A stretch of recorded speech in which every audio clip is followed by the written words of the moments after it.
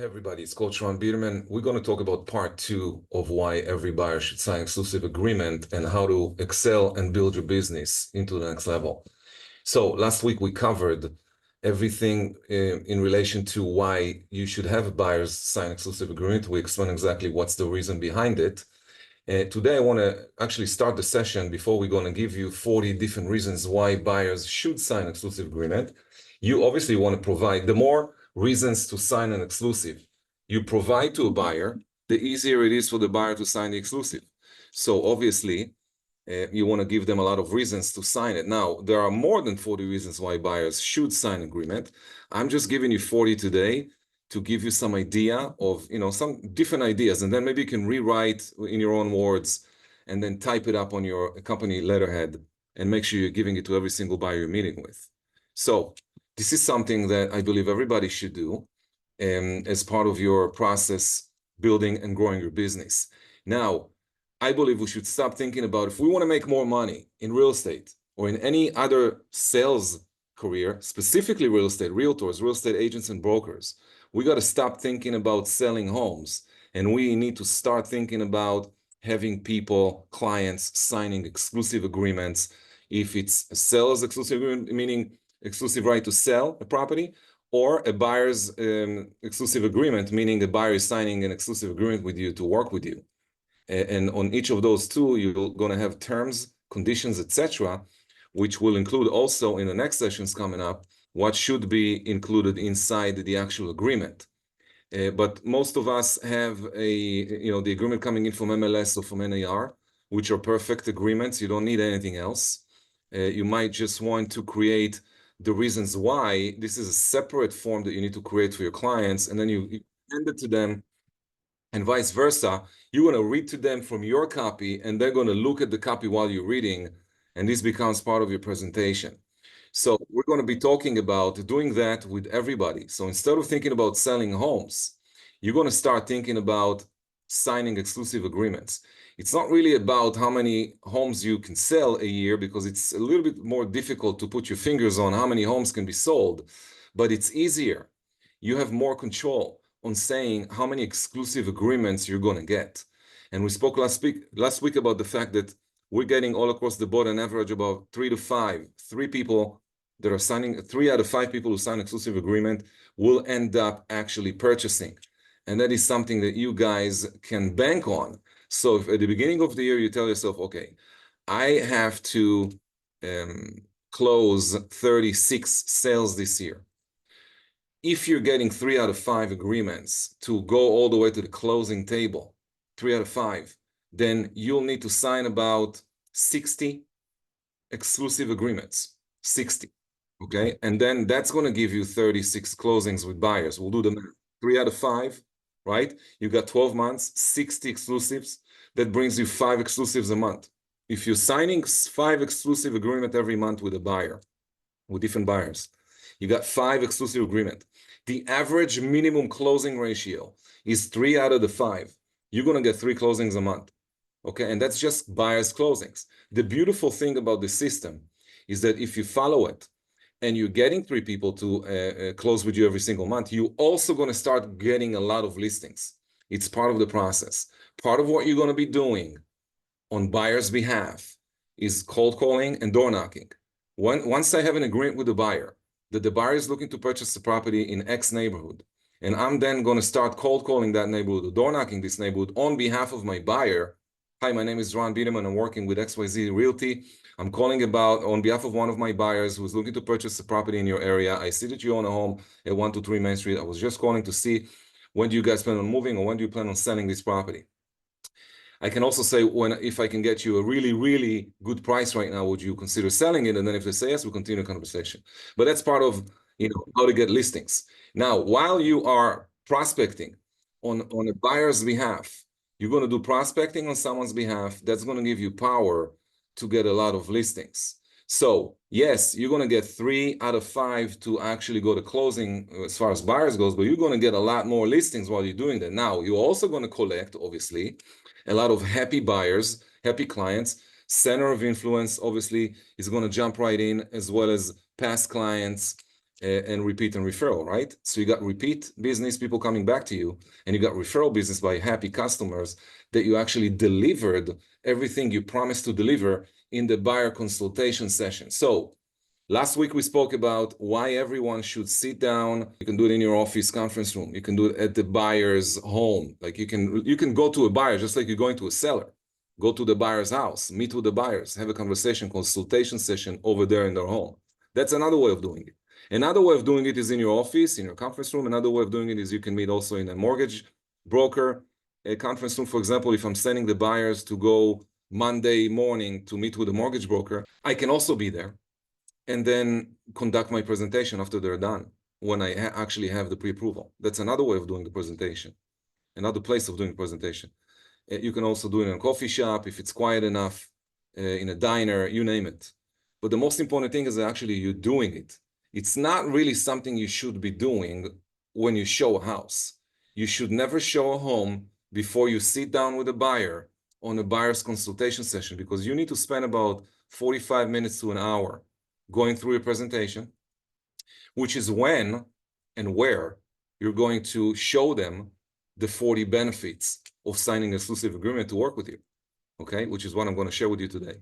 So you want to make some notes on those 40. If you want to get the copy of these 40, you can send me an email, ran@ranbiderman.com, ran@ranbiderman.com, and I'll send you back the 40 reasons. I don't think you should copy it. What I think you should do is you should take a look at it and then use the headlines to write your own language in there and then provide them with that list. You don't have to have 40. You can have 20, you can have 25, you can have 30, it depends on what you want. 40 is enough reasons for someone to sign an exclusive agreement with you and to make sure that they understand what the benefits are and what the value is. And while you're doing this presentation, you're showing them 40 different reasons to sign exclusive with you, separating you completely from the competition, explaining to them the relationship, the fiduciary, the responsibilities that you have and the responsibilities that they have. Okay, this is an agreement. You're signing an agreement in writing. You sign it, they sign it. Okay, now you have an exclusive buyer agreement that you've signed, that the client is happy with. You explain, you went through the whole agreement. If they had any questions regarding the language on the agreement, you give them all the answers they need. And when you are done with this presentation, which normally takes 45 minutes to an hour, then and only then you go out and you show them properties. You don't show properties before. Okay, makes no sense. So do the right thing and follow the system. Now you take a buyer out, you have an exclusive. 3 out of 5 of those exclusive agreements on average, minimum average, are going to close. We have clients that do 5 out of 5. We have clients that do 4 out of 5. The majority of our clients do 4 out of 5. But we also know that there is, new agents out there, new licensees, some people that have issues with signing exclusive agreement, and some people that are not willing to actually go the extra mile and do what they say they're going to do. So integrity has to be first place. What you say and what you do are aligned, are exactly the same. Everything comes out of your mouth is what you're actually going to take action doing. If I promise a buyer that I'm going to go door knocking every day for 2 hours in a certain neighborhood, I am door knocking every day for 2 hours in that neighborhood. If I say I'm going to cold call people and connect them for sale by owners and expired listing, I'm going to do that on their behalf. So if you do everything that you wrote down, you can get 5 out of 5. 5 closings out of 5 buyer exclusive agreements, which is fantastic. If you get 3 out of 5, that means that you're at the minimum average. Okay, but 3 out of 5 is also something. It's math. You can work with it. So instead of thinking at the beginning of each year, okay, when you write down your business planning, or you can do it mid-year, you can also do it at the beginning of each quarter. You write down your business plan for the quarter and then for the year. You can start the year right now. You don't have to wait until January. Start now. Write down a business plan for the next quarter, for the next year. You can write a 5-year goal, 3-year goal, 1-year goal, monthly goals, weekly goals, hourly goals. But the reason I like working on exclusive agreement instead of selling properties in my mind is because it makes everything simpler, okay? And it also holds you accountable to something that you are fully responsible of doing, okay? Selling homes is a little bit more theoretical than having a buyer actually signing an exclusive agreement, because I'm going to create buyer's leads. I'm going to buy buyer's leads, whichever way you guys are doing it. Preferably you're generating these leads. And for every lead you create and you sit down and they sign exclusive agreement, 3 out of 5 minimum will close. So now you can say at the beginning of the year, I want to close 36 transactions this year. I need 3 closings a month. Therefore, I need 5 buyers exclusive agreement every single month. 5 buyer exclusive agreements signed every single month will give you minimum 3 closings every month. And then because of that, you're going to get repeat business and referral, which will give you more buyers and more sellers. You do this for 5 years, you're going to start taking over the neighborhood. You know why? Because if you're really providing the services that you're promising buyers to provide, you will then have them come back to you when they sell the property. I'm going to actively prospect on your behalf between door knocking and cold calling every single day for 1 hour. If I'm going to do that for 5 buyers, that's 5 hours of prospecting every day. I'm going to make that commitment, and then I'm going to go actually do it. The question is, what are you going to do? Are you going to have integrity to do exactly what you said and what you promised? And if so, then you should actually get 5 out of 5. And I don't call it 5 out of 5. You're going to get a lot more than 5 closings that month because you're prospecting, and you're going to come across a lot of listings that you're going to list because you went door knocking on behalf of a buyer, because you did some cold calling on behalf of a buyer, and because you're calling a center of influence and past clients and telling everybody that you have an exclusive buyer with a couple that are looking to move into the area. Who do you know that wants to sell a house? You'll come across a lot of listings. Okay, and you don't have to work with MLS. There's no need for you to go to MLS if you're doing what I'm telling you to do right now. I'm not saying don't go to MLS, obviously, that's what the inventory is. But I'm saying you don't have to only sell properties on MLS. You can also come across a lot of other listings that you're going to list by yourself. And many times you don't need to list those properties. Many times you have a buyer for it, and you can actually go out there and create a deal. It's 6% commission. Buyer is going to pay you 3%. Sell will pay you 3%. You got yourself 6% commission. So 3 out of 5 is going to give you a lot more than 3 closings a month. And that's what you need to understand. But you have to deliver. You can't just say, oh, sign here on this agreement that I'm going to do these 25 things on your behalf. And then you go home and you do 8 out of the 25. Whatever you say you do, you have to do. And that's why I'm saying work hard. When you work hard for 5 years, you take over the market. Now, you do this plan, and you can take over a market. You can get easily 30 exclusive buyer agreement every year and 30 listings every year, just by doing what I just said. That's 60 closings right there. Okay, and if you do it correctly, you will do more next year. And every year you grow. Why every year you grow? Because you continue to deliver to your clients. You continue to do what you said you'll do. That's going to get you a lot more closings. You know that. I know that. Now the question is, are you going to do it or not? Are you going to do 50% of what you promised, 70% of what you promised, or are you going to do 100% of what you promised? And that's what it comes down to. A lot of agents don't want to make promises because they know they're not going to deliver. So if you're one of those agents, I'll give you a recommendation. If you're not willing to do the work that is needed in order for you to make the money that you said you want to make, quit the business. It's not for you. Go look for something else. Go look for a salary that will give you the income that you want. Because if you want to be an independent contractor and you want to make a lot of money, then you need to step up your game. You want to focus on your skills so that you can get a lot of exclusive agreements. I'm not looking at selling homes. I'm looking at exclusive agreements. I want to sell this property over there. Okay, great. I'm going to door knock, speak with the owner, and eventually, after doing the follow-up necessary, I'm going to reach an agreement with the seller in writing. The seller will give me an exclusive right to sell their property. That's how I get paid. Because if I put that on the market and I know how to price properties correctly, that's going to go on the market and sell itself. How is it going to sell itself? Because it's priced correctly. In a seller's market, if a property is priced correctly, it's going to sell itself.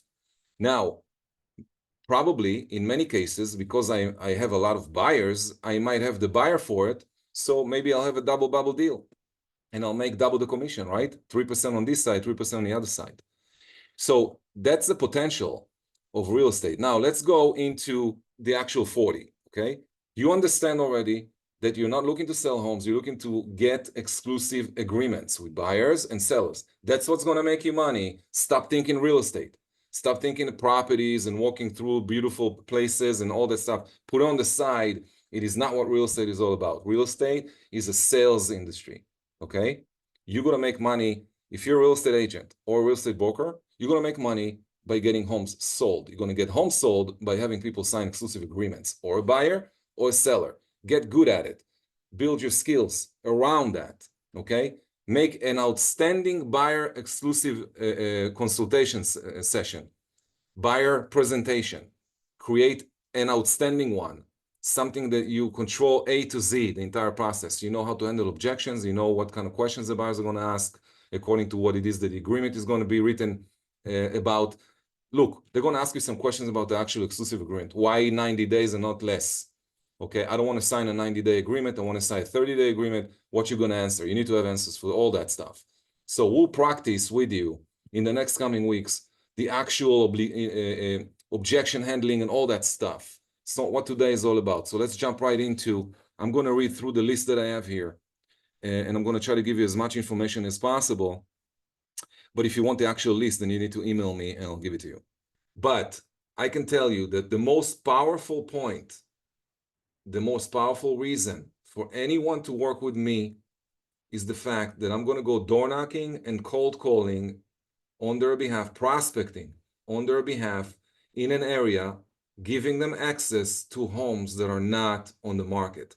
This is one of the best benefits for any buyer and investors, for that matter, to sign an exclusive agreement and work with me.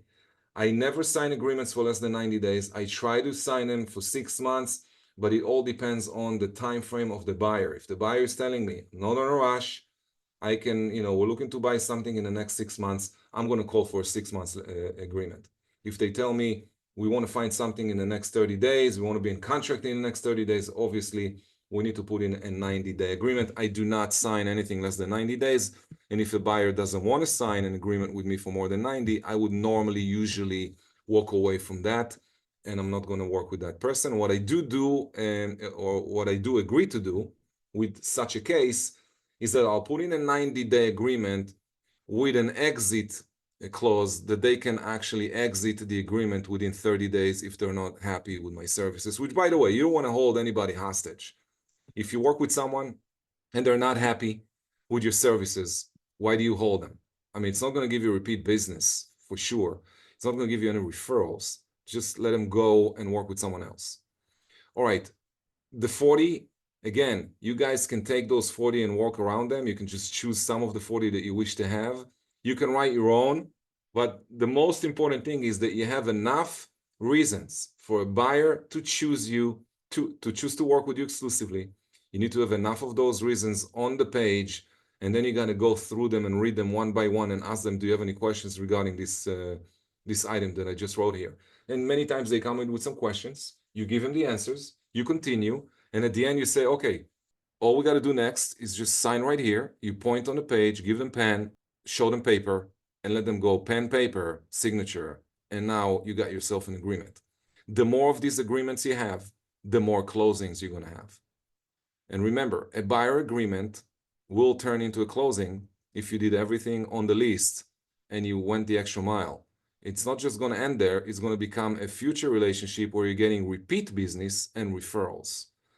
If you work the right way and you do the right thing, you can turn one closing into tens of closings because of referrals and repeat business. I'll see you guys next week.